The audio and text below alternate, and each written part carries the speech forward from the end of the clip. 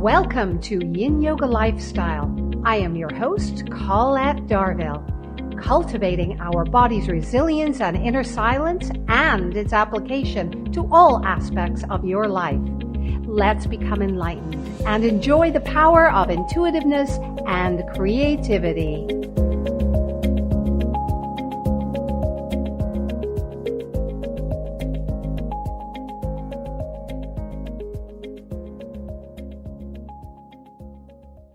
You are listening to Society Bites Radio, social interaction for the mind and soul. Hello, and thank you for joining us today. I am your host, Colette Darville, and this is Yin Yoga Lifestyle. So now let us take a deep meditative breath. Inhale, so. Exhale, hum. Aleksandra Ceho at masterthestars.com is an astrologer and a spiritual healer based out of Toronto, Canada. Her 15 years of practice incorporate the philosophical nature of esoteric astrology in combination with lineage-based spiritual healing. Her goal is to help her clients embody the goodness of the divine being, live in alignment with spirit, and fulfill their purpose. Her journey has taken her to almost every continent on the planet, sharing and teaching with the power of the stars. Welcome to Yin Yoga Lifestyle, Aleksandra. Thank you. Thank you so much for having me today. Now, I'm going to just dive in. There's lots to talk about. Can you tell us a little bit about yourself and how you discovered the science of astrology? I kind of joke with people when I talk about astrology, and I tell them that astrology was my first love. So my grandfather actually was an amateur astrologer, and he had like the original computer software for mapping out charts, and he had a whole bunch of books on astrology. And my grandparents lived about 2 hours north of Toronto in a really tiny town. And so there wasn't really much to do there as a child. And so I would actually pull his books off the shelf. Wow. And so I remember there was one particular book that I pulled off the shelf, and it talked about the Greek gods and goddesses and how they were related to astrology. And I loved their stories, and I fell in love with them. And so every time I went back to visit my grandparents, I would go and steal my grandfather's astrology books, and I would study. Oh, wow. And that was pretty much how I learned how to read. Wow. Well, that's a great way to learn to read. It really was. And to me, those Greek gods and goddesses, they were real. And because I felt such a strong connection with them, that was why I always went back to the astrology books and started learning how to cast my own charts and work with an ephemeris and all those things. Wow, so you actually started training yourself at a very young age, right? I was about 5 or 6. Goodness me. So, hey, look, you knew what your path was going to be, right? You knew. Well, when I was 16, I actually made a wish that instead of working, a job that other people called a job, I actually wanted to be an astrologer. And lo and behold, my wish came true. Wow, that's absolutely fascinating. Hey, listen, the universe was already listening to you, and you were already listening to the universe, and now you offer different types of astrology readings to your clients. So could you explain the difference between these methods? Absolutely. The beautiful thing about astrology is that it's very versatile. And so it can help with what I call your inner universe or your inner being and understanding who you are. But it can also help with things that are happening in your outer universe or your external world. And so the two primary ways that I work with people when it comes to astrology is working with natal chart readings or birth chart readings, right? Which goes into that inner world and explores what's happening in the as within aspect of yourself. Right. And then the other way that I work with astrology is primarily through forecasting, and that works with the so without, in the outer universe. And so forecasting can involve, looking at upcoming influences, Every once in a while, I have women come to me who are looking to determine times for fertility and conception. Sometimes that is helping people find good wedding dates. The Oh, beauty. that's marvelous. I love getting to do that. Oh, that's wonderful. Yeah, Yeah. that's so really it's for whatever anybody needs. And so if they describe to you, oh well, I'm thinking about this or I want this, you can kind of tailor make it in a huge way for them, right? Absolutely. Because astrology touches on every aspect of our lives. And so when you have when you have the right training and the right background, what you can do is you can actually search for the influences or forecast, and you can actually come back with an answer for people, and you can help give them some guidance. And Yes. when people are going through uncertainty, or really, really, really want something, having that guidance really helps. Oh yeah, absolutely. And we need it so much these days, right? Yeah, that's With for sure. everything's going on in our lives.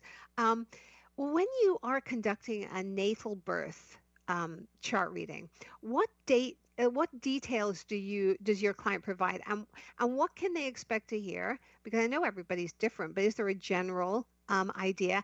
And does your day of birth really affect how your life will unfold? Yeah. So when I do natal chart readings or birth chart readings, the information is it's actually pretty standard and generally applies to all readings. So it's your date of birth, the time of birth, and the birth location.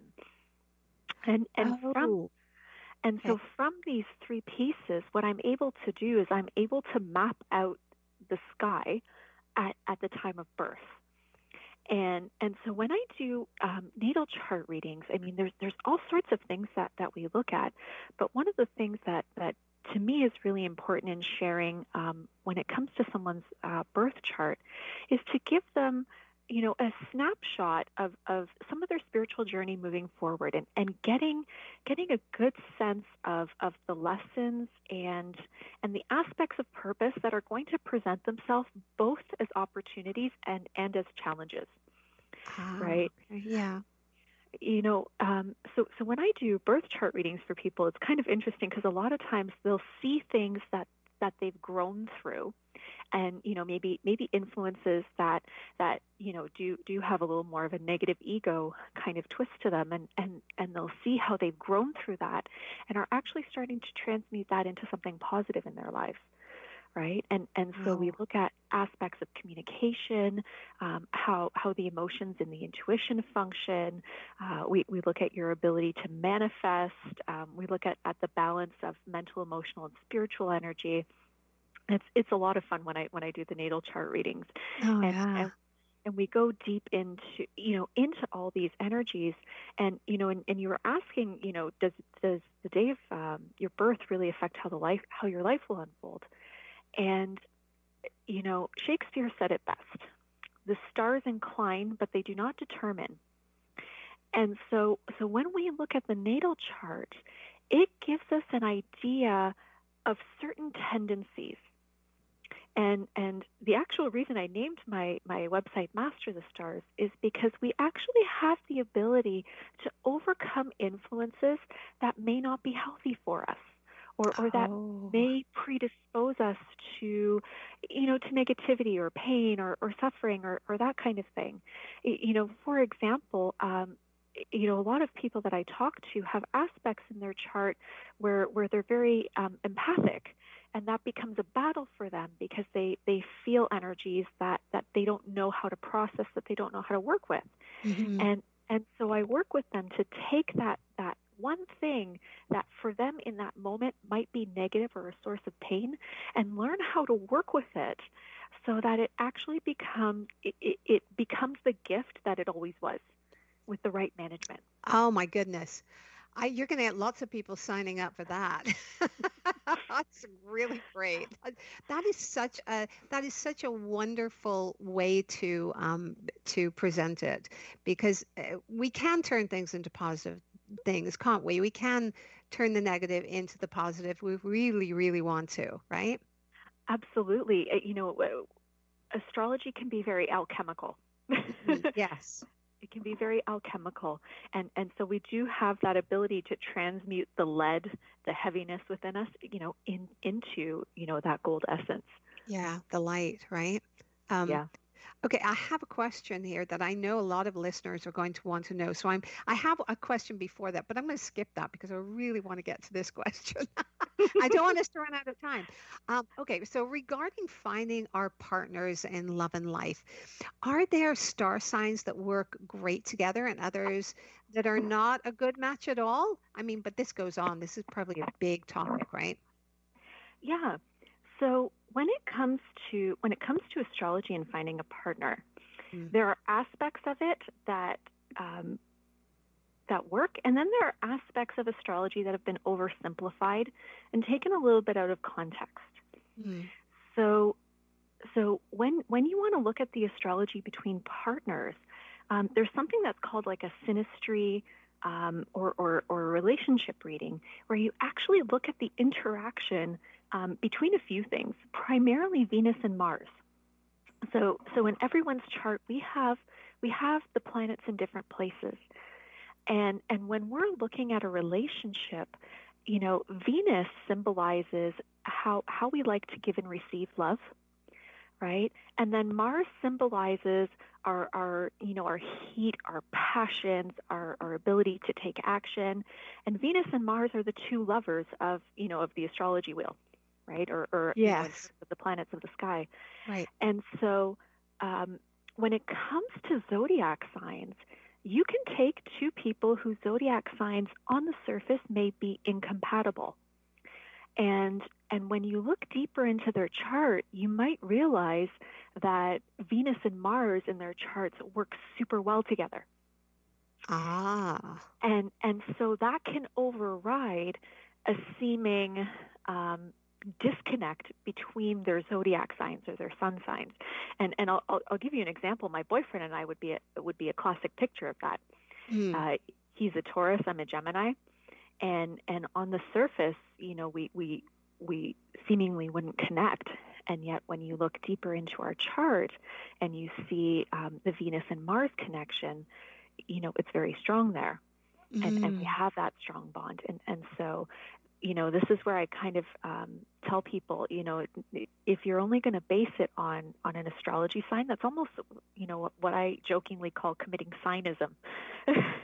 Right. Yes. Yes. and Absolutely. and so I always tell people, I don't discourage them from dating zodiac signs that they may read necessarily are bad, because you don't, unless you're going to sit there on the first date and ask for all their birth information, you think you can analyze their chart. And they might just get up and walk away. Yeah, right. You're like, I don't No. want to waste my time. Just give me all this information. Right. But I always encourage people, give somebody a shot, because you don't know how the Venus and Mars are going to interact, and that's actually more important than the actual zodiac sign. Yeah. Yeah. Well, and another reading you offer is the personalized astrological forecast for the upcoming year, which I think everybody is interested in. Um, can you explain what this entails and what your client can expect to hear? I love doing forecasts for people. Mm. So one of the things that I'm really big on is using astrology in a constructive way. And so when I do astrological forecasts, one of the things that I ask from people is they actually send me a list of their goals or their priorities for the coming year. And so what we do is we actually take a look at the astrological influences that are affecting them personally. Mm. And so for example, somebody might tell me that this is the year that they just really want to get their health back on track, right? Right, And right. and so we take a look at all the astrological influences that are interacting with their personal chart.